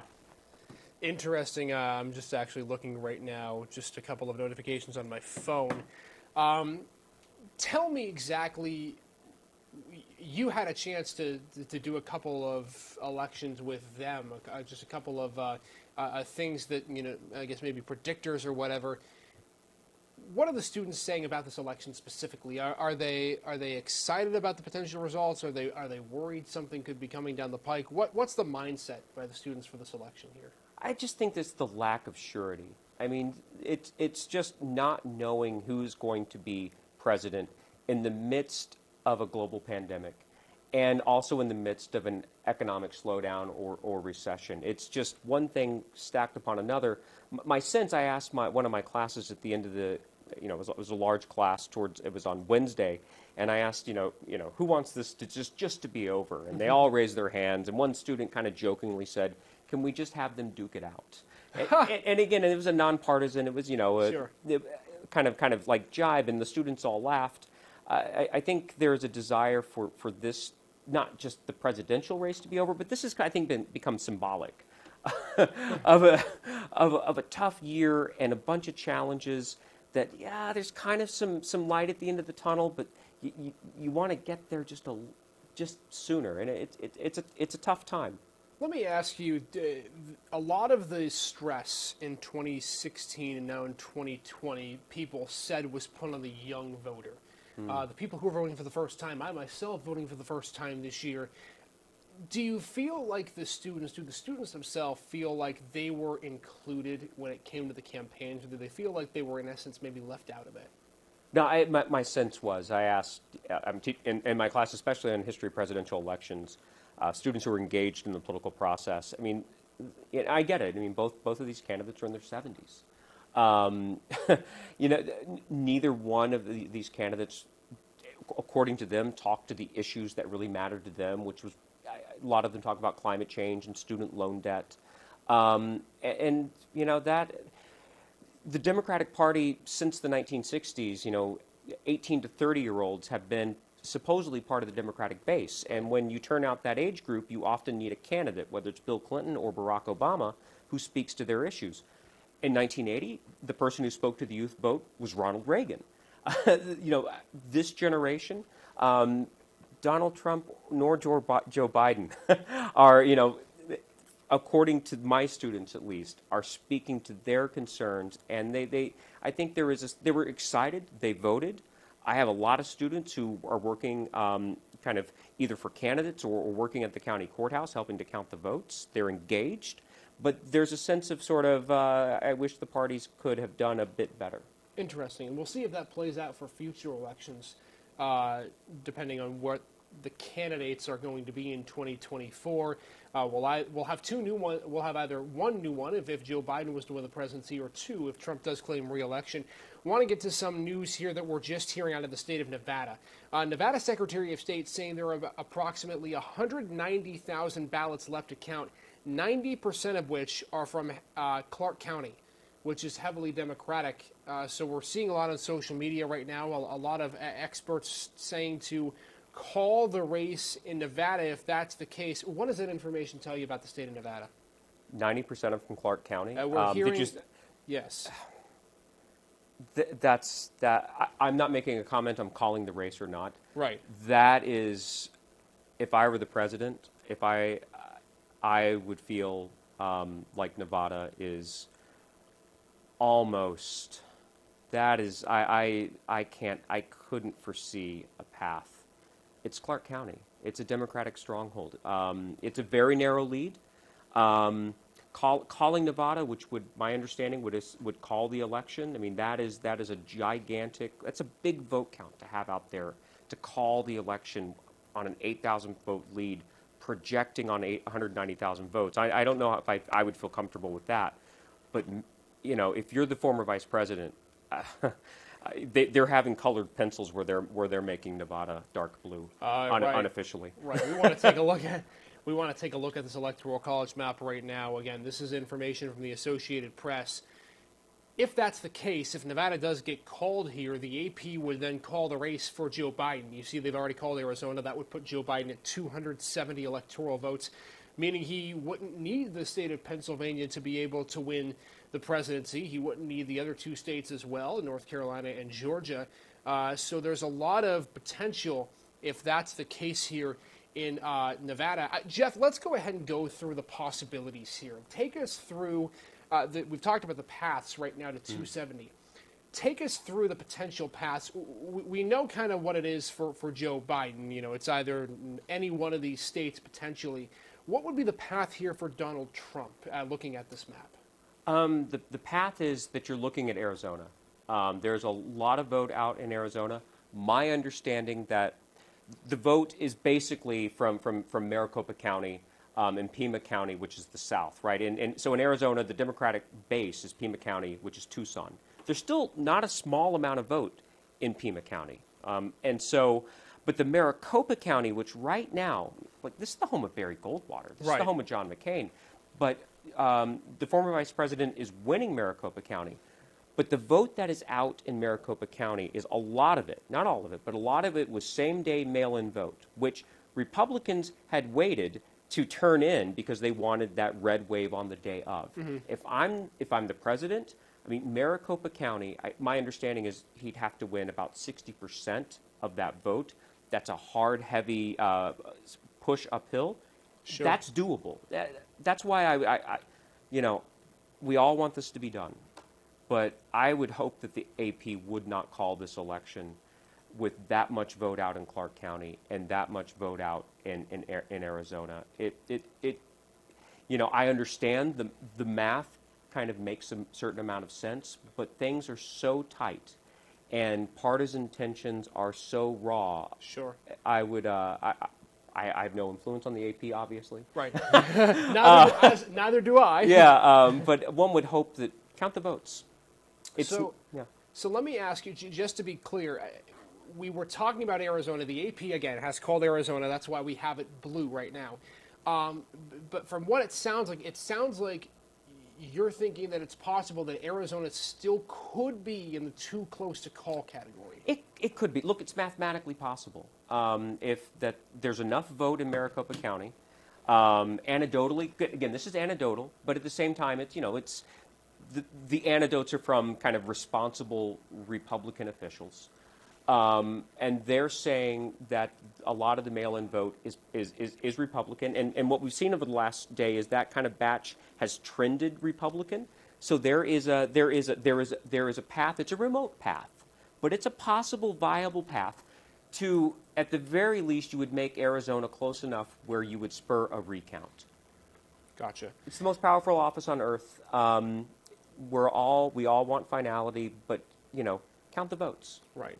So in just a second, then we're going to go back to our possibilities board again. This is where the AP and subsequently we have the Arizona race at right now. You see, it's about a 68,000 vote lead. 9% of the vote is left in Arizona. Joe Biden has a lead in that state.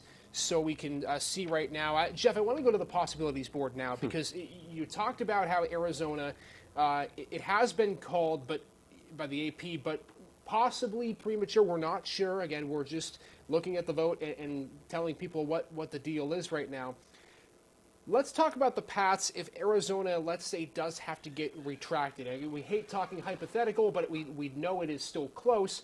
That would leave the president a potential chance to lose the state of Nevada if that were to be the case. Take us through the possibilities, knowing what we know when it comes to Arizona here, with saying it's 253, 214 Biden.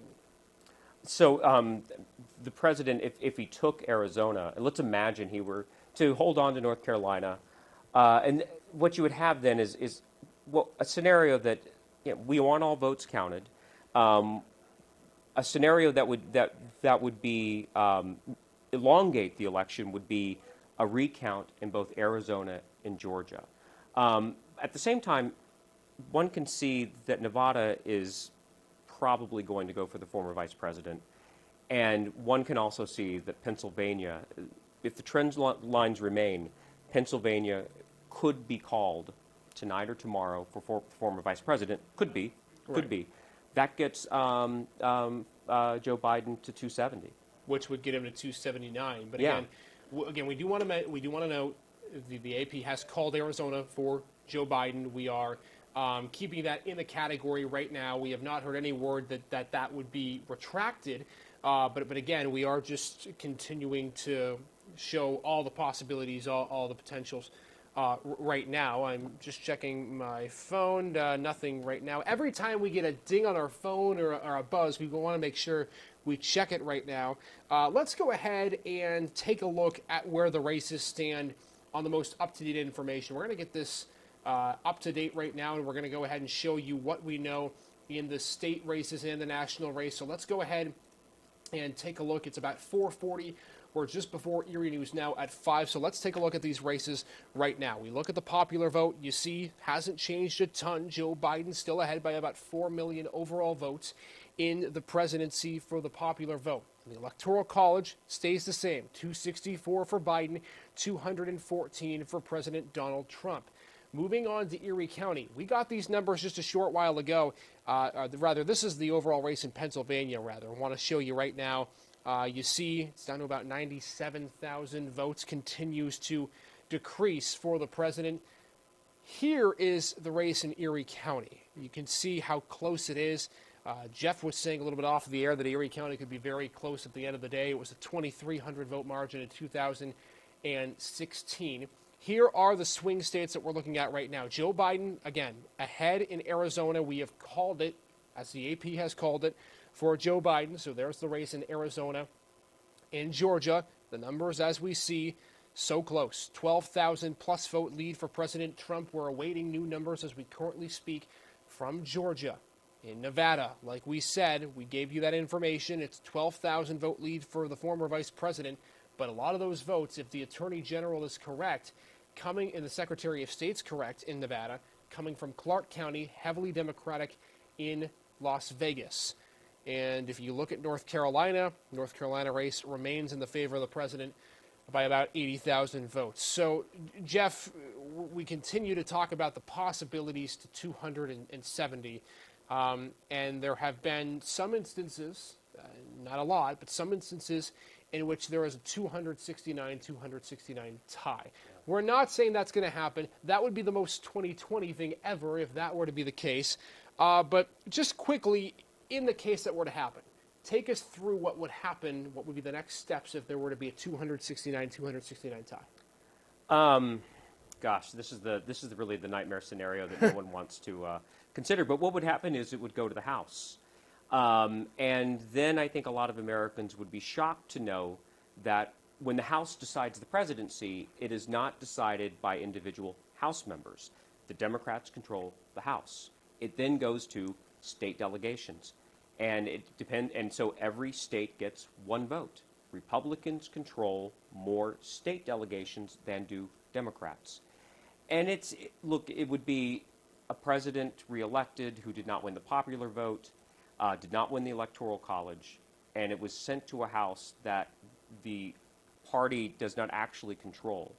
And again, this is not a partisan statement, but in an already tough year, that is a politically tough place to be for the president. And you could imagine how Democrats would react. I mean, it's constitutional. Those are the rules.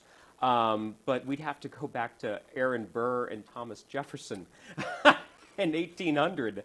You have to, my goodness, dust those off and figure out how we do those kinds of votes when it's thrown into the House. My sense, it's not going to end up in a 269 tie. We want finality. We want this to be decided, right? Not in the House, not in the Congress. But that's how it would work out.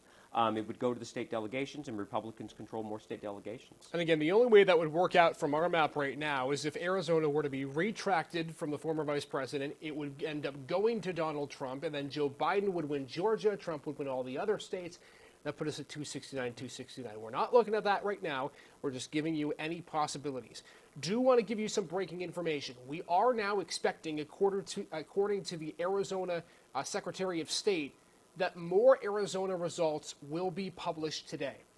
So what that means is that we're going to be hearing more results, so we'll keep an eye on that as things span out right now. Again, we're expecting more results from Pennsylvania. Very, very slowly it is trickling in here on this Thursday as we sit right now. Again, it's about a 98,000 vote lead for the president in Pennsylvania. Let's talk a little bit, Jeff, about the predictions of the Electoral College, the polls that came out before the race was starting, before the votes came in. So far, really, the polls have been somewhat accurate, at least calling states. North Carolina really is the only one in Florida that have been off the mark. Every other state that was projected was actually, for the most part, right. Ohio was somewhat of a tie. It was projected that the president might win that. He did. How accurate to you have the polls been in terms of numbers compared to where they were 2016 when they were somewhat off? Well, I mean, the problem, I think, politically, right, for polls is that in 2016 and 2020, they were off. There was a systematic polling error. But it was against the Republicans in both cases. It's not every state where we have systematic polling errors. I mean, it's in the upper Midwest. It was in Michigan and Wisconsin, and looks to be also surely in Pennsylvania. Pollsters are having a difficult time polling President Trump's base. I mean, that is just a stark reality. Pollsters already understood that there is a difficulty in polling Hispanic voters. I mean, this whole idea of there is a Hispanic vote. I mean, the Hispanic vote is very diverse, right? And so one can look in Florida and quite easily understand, right? I mean, Cuban and Venezuela immigrants in Miami-Dade, that was the polling error. That we at least understand that. But polling President Trump's base, I mean, non-college, white working class who often live outside of large cities, we understand, right, that is a problem. But how do you get people to answer the phones? How do you get them to reply? So it's bad for American democracy because the polls in many places, not all, were off. President Trump's supporters feel alienated from kind of like mainstream institutions, and the polls, from their perspective, and I understand this, they would point to that and say, yeah, here we go again. I am ignored. I am marginalized. I am not included in kind of mainstream cultural, political, and economic institutions. In this case, I mean, I think their kind of alienation, it would be confirmed. Let me ask you then, knowing that the Trump base was a little bit different, more difficult, if you will, to poll than other Republican bases, do you see that because of that, we're going to change how we do polling down the road in subsequent elections? Regardless of who wins this race, there'll be a new Republican candidate besides Donald Trump in 2024. Do you see it changing how we poll?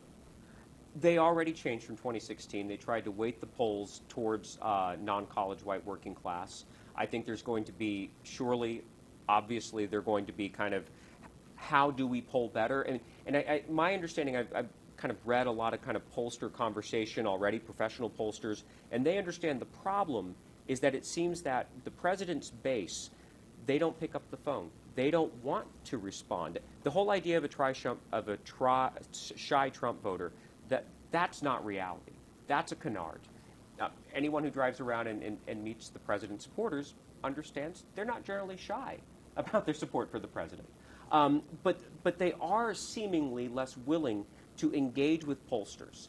And so that is the difficulty. I mean, this is my secret desire, is I would love it if the New York Times and the Washington Post, national media institutions, like open up bureaus in Warren County, PA, in places like that.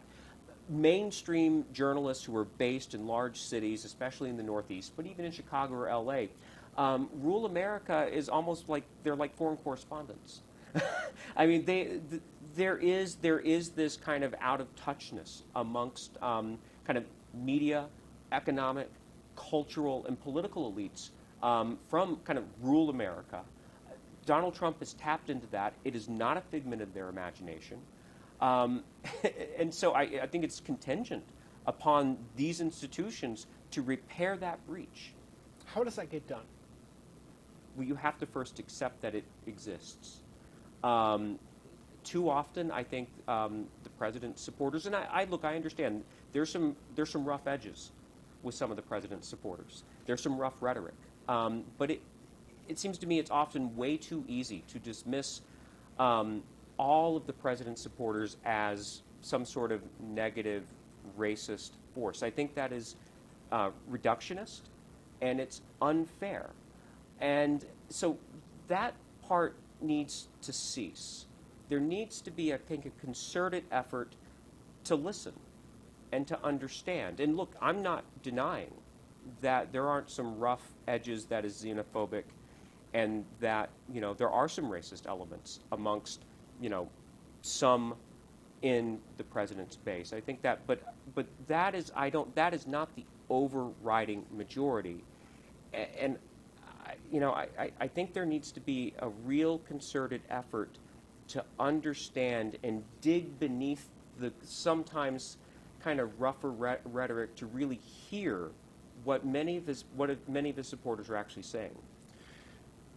We knew that there was a divide in the country with rural and urban voters, and I think it's fair to say that in previous presidential elections, Democrats who were able to convert the presidency were able to win some of those rural voters over, particularly Erie County, with when Barack Obama won Erie County by, I think it was 16 points in 2012 over Mitt Romney. The president, of course, then winning it by 2 in 2016. My question then is, if you're a member of the Democratic Party, how do you try to convert the rural votes back to you? And vice versa, if you're part of the Republican Party, how do you get the cities to at least up their percentage in some way?